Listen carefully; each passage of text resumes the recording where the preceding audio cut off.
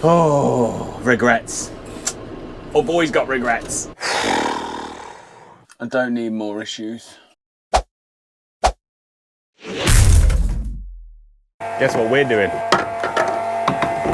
We've had the red tractor farm inspection, which I'm happy to say that we have passed with flying colours, which is good news because another thing ticked off the list for 12 months. And I don't even think we had any advisories either, because normally they've got something they're trying to catch you out on every year. Last year it was spray signs on the chemical store. You need to have a fire hazard sign or something, and they caught everyone out on that. But I don't think we had anything this year, which is great news.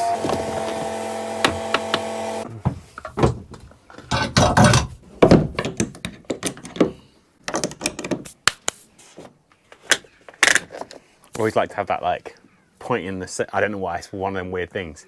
It's just got to point that way. It's really up to date, and despite the fact I hate driving tractors, I'm actually quite looking forward to getting on that thing today and whacking that aircon right up. We've noticed we've still got an oil leak down here, and we can't work out what it's from. I wonder where it's coming from, this spool, because if you look there, look, there's a little tiny blob of oil, and it's dripping down here, but I don't know, I'm still unsure exactly what it is. I've really got to the bottom of it. Might have to get Richard Johnson to look at that. I've never done spools. I'm not much of a mechanic. If you haven't guessed, we're going mowing. Even the dog's excited. Look at that tail wag. So we've decided to go and mow the rest of the herbal lays and the white clover lay, which is really thick. The white clover lay has been flat for ages. The white clover is growing through it. Will you stop beeping at me? Oh, aircon up. Cold, get it cold. I'm not gonna lie, I'm slightly annoyed with myself because we should have grown some bigger balls. Last week when we cut the first load of grass, the weather was changeable and it reckoned it was gonna rain, so we were like, let's just cut a bit what we can cope with, then we'll deal with that, then we'll go and cut some more if we have the time. What's happened is the weather's decided to be dead nice for a long period of time, and it's going to come changeable at the end of this week, so it says. We didn't mow our hay, and I'm kind of slightly regretting it. We did that one field, but we didn't do the rest, and we should have really done the rest. I'm just now, fingers crossed, we're going to get the rest of this main cut of Silage done, and then I'm praying that we get another good week of weather, maybe into July. I've got the neighbour's sheep to shear, get some good weather, let's get the hay down and get it done. Oh, regrets. I've always got regrets. Dad's been in here and took the headlands off last night, and looks like there's a fair chew of grass on it. This is actually one of the original herbal lays, and it's on what is one of our heavier fields. So this field is really heavy clay. It sits really wet sometimes. I ploughed this once with a demo tractor. It's 15 acres. We had a 150R demo John Deere, this was a long time ago, on a 4-furrow plough. It took me 4 days to plough it. That's how heavy it is. It's not fun. But this diverse lay is going to do some wonders on this soil, and that actually means we can use this field a lot more than what it was. It's way more productive now in grass than it ever was in arable. We got loads of stuff in here as well. Chicory, red clover, there's some white clover down there. We've got timothy, we've got meadow fescue, there's ryegrass in the bottom of here too. There's just loads of stuff. And to be fair to it, it looks like there is a lot of stuff on here considering it's not had any inputs.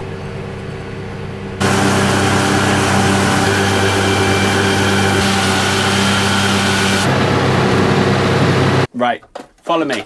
I've got something to show you. I've got a little bit of a theory. Now, I know I harp on about herbal lays a lot, but that's because we've got a lot of herbal lays. In our latest batch of herbal lays that we put in the other week, we didn't put in any chicory. We excluded it completely from the mix, rightly or wrongly, we'll find out. But I wanted to show you this. Here is a bit of chicory. Now, when we put the chicory in on this mix, there was so much chicory in this whole field. But as you can tell, there's a bit, but not much left. Now, as I was saying earlier, this has been down for 3-4 years, something like that. And in that time, it has changed. Now, one of the great things about having a diverse herbal lay like this, it's got 18 different species in it, is that things that thrive to start off with kind of come and go. So everything's really ephemeral within it. Now, one thing about chicory is chicory loves compaction. If you've got a compacted area, for some reason, chicory just goes mad. It has a really deep, long taproot which sinks down into the soil and breaks up any compaction. So if you do have a compaction issue, you will find it, and chicory just loves it. It's like they turn up and they go, my job is to sort that out, and they just get on, find the compacted areas and go for it. Now, over time, what we've noticed in these lays is the chicory has kind of disappeared out of it, and chicory is notoriously difficult to get rid of. But I think what actually happens is the chicory does its job reduces the compaction, and then kind of becomes redundant within the sward, which then allows for all these other grasses, herbs, legumes to take over and do their job. So as you can probably tell, there's a lot of Timothy grass in here. Timothy also has a deep root, but because it's a fibrous root, perhaps doesn't get down so well as the chicory does. So the chicory's gone down, reduced the compaction, and then the Timothy's been able to take over. So my theory is that as the different plant species do their jobs within herbal A's, I think they then farm themselves out and let something else take over. So the chicory, after a few years, once the compaction's kind of gone, that does one, and it lets this other stuff thrive. But I'd be interested in what other people think. Like, if you're not using chemicals, does having that diversity help? And do you find that when that job is done, they just go? Anyway, that's enough of my waffling. Herbal A's all knocked down. We're gonna head over to the white clover. All that rhymed. Yeah, so as you can tell, it's flat. It keeps going flatter and flatter as we get more rain, so we're gonna go and get this actually off because it's not gonna be doing it any good now it's down like this. All the white clover's coming through, so across this whole field there's just white clover poking through everywhere. Now, because it's proper dry, what the plan is, we're gonna drop it and then I'm gonna take the mower off straight away and just rake it up straight behind, because this isn't gonna need any time to wilt whatsoever. The weather's been dry for a few days, so it's gonna be dry underneath. Normally by this time of year, I'd be getting super excited for a second cut of silage off of this, but we haven't done first cut yet because of the rain. So the sooner we can get this off, baled up and moved, the better really.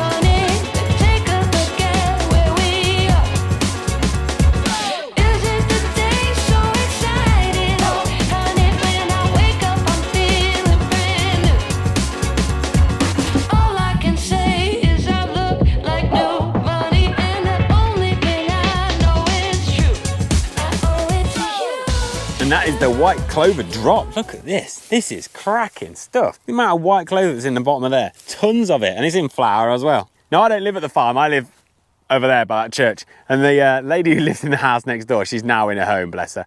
But she was from Belgium and she used to go around her lawn and pick the white clover flowers out of the lawn because they used to annoy her. And she's, what are these flowers, James? That was my best Belgium accent, obviously. But she was brilliant, bless her. So when I see clover in flower, it just reminds me of Mary. I think there'll be a fair bit of stuff on here. This is gonna be really good cow fodder. I genuinely think this is probably one of the best silages that we've ever grown. I'd put it, it's up there, definitely up there. Anyway, we've got to go and take the mower off, put the rake on, start raking. I've just nipped home, had my tea, put a little boy to bed, and I've come back and Dad's practically got the rake on for me. Living the bloody dream, I am. Despite the fact that this was mowed only earlier today, this has got very dry very quickly. The hope is that I can get half of this raked up tonight, and that should put me in a good position tomorrow to finish raking in front of Dad and then wrap up the bales behind him. That's providing that nothing goes wrong, which, let's be honest, when I'm driving is not a guarantee. Oh, and if anyone else loves this rake, which you should do because it's amazing, there is one for sale at Colin Catley's, Catley Engineering in Peckleton. Exactly the same. I think it's like 3 or 4 years old. He didn't ask me to say that. I just love this rake so much, I think everyone should have one.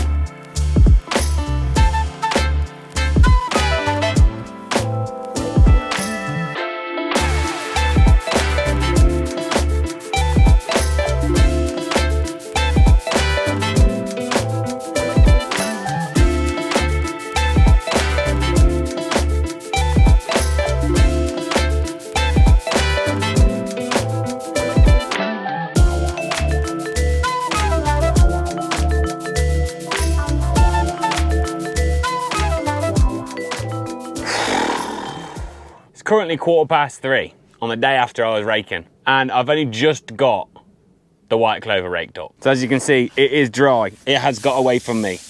It's almost like haylage now. Now the reason for this is because we have had, so far, a day from hell. Firstly, if I didn't seem quite my chatty self last night, it was because my Springer Spaniel, so not Barley, the ones you'll always see Barley on the videos, but my Springer Spaniel Jen has not been very well. She's been very ill, and I have been extremely worried about her. I honestly thought it was probably the end, but I've just had the vets on the phone. They think she's all right. They've done lots of scans, done blood tests. All they found is she's got a bad lung infection. So I feel a lot better right now. I was not good last night, let's put it that way. Now on top of that, we've had some more bad news. As you'll know, we put the bulls out a couple of weeks ago. Well, one of the bulls has gone and, well, broke his leg. So Lewis, our old senior bull, if you've been following for a long time, you'll remember Lewis because he broke his penis a couple of years ago and managed to get over that. But today, yeah, managed to break his leg. And, well, there's not really any coming back from that. So Dad has had to go over to Thornton to sort Lewis out. He's been over there and he's only just got back and got baling. I've been sorting Jenny out, so I've only just got raking. Oh my God, what a day. I'm kind of thankful. I was waiting for the third thing. You know, things come in threes. We've had the bull, we had Jenny. I was waiting for the third disaster, but now Jenny's not as bad as we thought. I feel a lot better, so I don't feel like we're gonna get the third disaster. I'm more positive now, which is good. Dad's just got back baling over there. He's got a few nice bales on the herbal lay. I'm heading back into the yard. I'm gonna take the rake off and put the wrapper on so that I can chase up behind him. If any of you are wondering why she's tipped up like this, it's because Dad had welded this up, as I mentioned in the last video.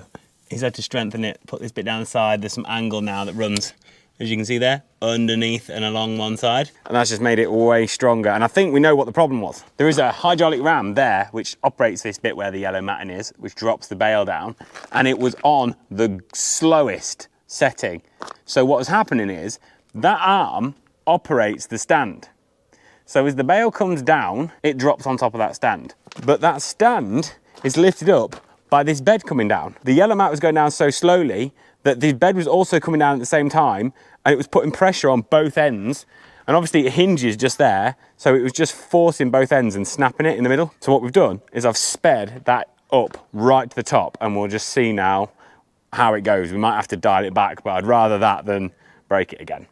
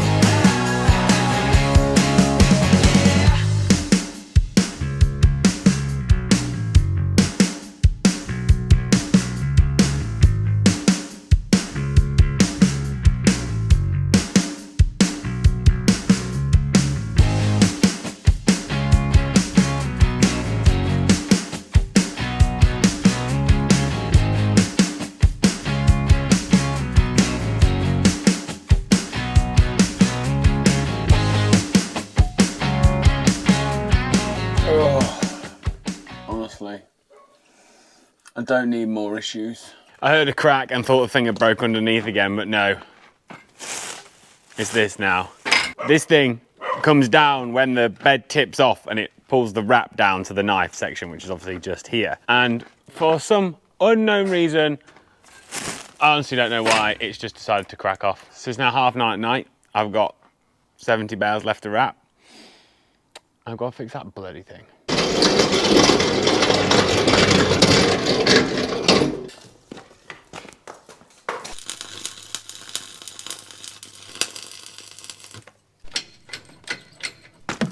Hopefully that'll do it. Right, it's 11:15.